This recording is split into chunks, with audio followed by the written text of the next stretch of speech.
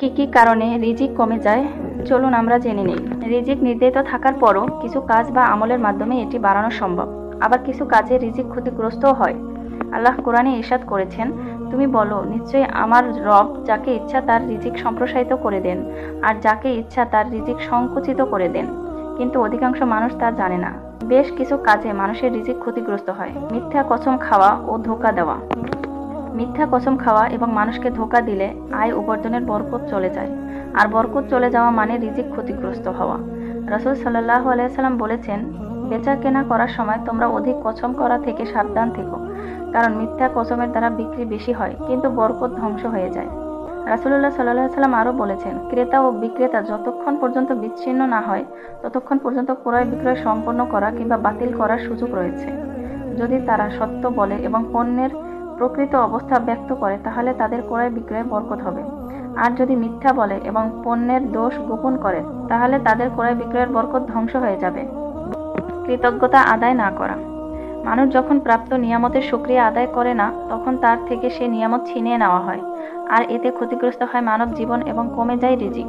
আল্লাহ কোরআনে ইরশাদ করেছেন, আর যদি অকৃতজ্ঞ হও তবে মনে রেখো আমার শাস্তি বড়ই কঠোর। পাপ কাজে লিপ্ত থাকা।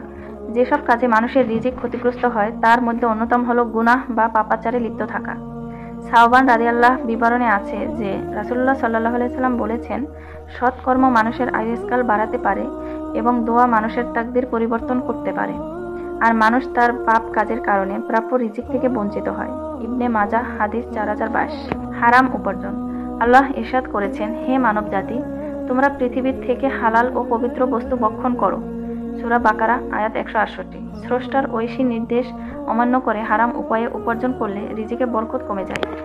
রাসূলুল্লাহ সাল্লাল্লাহু আলাইহি সাল্লাম বলেছেন, যে ব্যক্তি হালাল ও বৈধ উপায়ে সম্পদ অর্জন করে তাকে বরকত দান করা হয়, আর যে ব্যক্তি হারাম ও অবৈধ পন্থায় সম্পদ অর্জন করে সে এমন ব্যক্তির মতো আহার করেও তৃপ্ত হয় না, অর্থাৎ সে যতই ভক্ষণ করুক না কেন তার ক্ষুধা নিবারণ হয় না। জাকাত না দেওয়া। জাকাত ইসলামের অন্যতম মৌলিক বিধান। সঠিকভাবে জাকাতের বিধান আদায় না করলে রিজিকের বরকত উঠিয়ে নেওয়া হয় এবং এতে রিজিক ক্ষতিগ্রস্ত হয়। রাসূলুল্লাহ সাল্লাল্লাহু আলাইহি ওয়াসাল্লাম বলেছেন, যখন কোনো জাতি জাকাত আদায় করা বন্ধ করে দেয় আসমান থেকে তখন বৃষ্টি বর্ষণ বন্ধ করে দেওয়া হয়। পৃথিবীর বুকে যদি কোনো চতুষ্পদ জন্তু না থাকতো তাহলে আর কখনো বৃষ্টি হতো না। ইবনে মাজাহ হাদিস 4019। সুদের কারবার করা।